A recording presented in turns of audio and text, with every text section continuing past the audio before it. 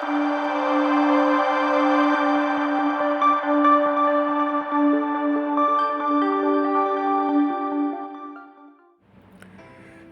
த Lord. இன்று ஆண்டவர் உங்களுக்கு தரும் வார்த்தை மத்தேயு 17:20.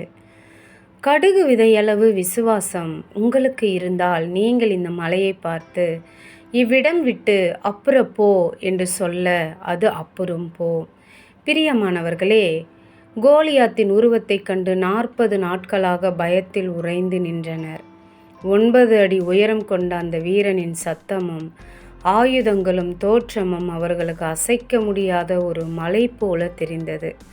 ஆனால் ஆடுகளை மேய்த்து கொண்டிருந்த இளைஞனாக தாவீது போர்க்களத்திற்கு வந்தபோது கோலியாத்தின் உயரத்தை அல்ல, தேவனின் மகிமையை பார்த்தான்.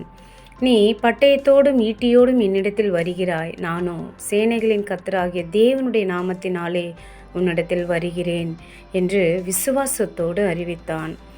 தாவீதின் கையில் இருந்தது ஒரு சாதாரண கவனும் 5 கூழாங்கற்களும் மட்டுமே. ஆனால் அவன் உள்ளத்தில் இருந்தது கடுகு விதை அளவு அசைக்க முடியாத விசுவாசம். தேவன் தாவீதின் கையில் இருக்கிற கல்லை வீழ்த்தும்போது அது நேராக கோலியாத்தின் நெற்றியில் பட்டு அவன் தரையில் விழுந்தான். ஆயிரக்கணக்கான வீரர்களால் முடியாததை தேவனை முழுமையாக நம்பிய ஒரே ஒரு இளைஞனின் விசுவாசம் சாதித்தது. நம் வாழ்க்கையிலும் பிரச்சனைகள் மலை போல் உயர்ந்து நின்றாலும் கடுகு விதையளவு விசுவாசத்தோடு தேவனை நம்பினால் அந்த மலை கூட நாம் வழியை விட்டு அகன்று போகும். பிரியமானவர்களே, உங்கள் வாழ்க்கையில் நிற்கும் கோலியாத் எவ்வளவு பெரியவனாக இருந்தாலும் தேவன் அதைவிட பெரியவர். நீங்கள் பிரச்சனையின் உயரத்தை பார்த்து பயப்படக்கூடாது, தேவனுடைய வல்லமையை பார்த்து விசுவாசப்பட வேண்டும். ஆகவே பயத்தால் பின்வாங்காதேயுங்கள், விசுவாசத்தோடு ஒரு அடி முன்னேறுங்கள். தாவீதுக்கு வெற்றியை கொடுத்த அதே தேவன் உங்கள் வாழ்க்கையிலும் கோலியாத்தை வீழ்த்தி மலையை நகர்த்தி உங்களுக்கு ஜெயத்தை அருளுவார். ஜெபம் செய்வோம். அன்புள்ள தகப்பனே, இந்த அருமையான நல்ல நாளுக்காக நன்றி செலுத்துகிறோம்.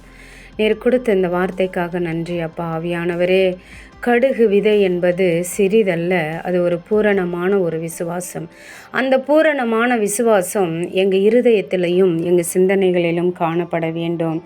ஆண்டவரே, நாங்கள் ஜெபிக்கிறோம் நடக்கவில்லையே என்று சொல்லி என் தேவனை நாங்கள் கேள்வி கேட்காதபடிக்கு முதலில் எங்களுக்குள் விசுவாசம் இருக்கிறதா என்று நாங்கள் சோதித்து அறிந்து அப்பொழுது ஆண்டவரே நாங்கள் தேவனை ஆண்டவரே நோக்கி கூப்பிடணும். ஆண்டவரே, என் தேவன் எங்களுக்கு தரவில்லையே என்று சொல்லி என் தேவனிடத்தில் கோபித்து கொள்ளாதபடிக்கு கர்த்தர் எங்களுக்கு ஒரு பூரணமான ஒரு கடுகு விதை அளவு ஆண்டவரே விசுவாசத்தை நீர் கொடுங்க ஏசப்பா. ஆம் ஆண்டவரே, அதில் எந்த ஒரு தடுமாற்றம் இருக்கக்கூடாது. கர்த்தர் தருவார், கர்த்தர் செய்வார், கர்த்தர் நடத்துவார், கர்த்தர் இந்த நாளில் நம்மளை ஆசிர்வதிப்பார் என்று சொல்ல ஆண்டவரே, அப்படிப்பட்ட ஒரு விசுவாசத்தை எங்களுக்கு நீர் கொடுக்கும்படியாக ஜெபிக்கிறேன்.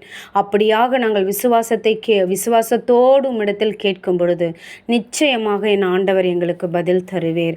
ஆம் ஆண்டவரே, தாவீது ஏசப்பா ஒரே ஒரு கூழாங்கல்லை வைத்து ஆண்டவரே அடிக்கிறார் அப்பா. கோலியாத்தை அவன் விழுந்து போகிறான். இயேசுவே ஸ்தோத்திரம். அங்கே இருக்கிற அத்தனை ஆண்டவரே சேனைகளால் முடியாத ஒன்று என் தேவனுடைய நாமத்தினால் ஒரே சிறுவன் ஆண்டவரே அந்த கோலியாத்தை வீழ்த்தினது போல என் குடும்பத்துக்கு விரோதமாக எழும்புகிற கோலியாத்தை போல சத்துருக்கள் ஆண்டவரே இப்பொழுதே நசரனாகி இயேசுவின் நாமத்தினாலே அவனை கட்டி அப்புறப்படுத்துகிறோம் கர்த்தாவே. ஸ்தோத்திரம். அப்படியாக என் குடும்பங்களை நீர் ஆண்டவரை ஆசீர்வதிங்க, பொறுப்பெடுங்க, வழி நடத்துங்க. இயேசுவின் நாமத்தினால் ஜெபிக்கிறேன் ஜீவனுள்ள நல்ல தகப்பனே. ஆமேன்.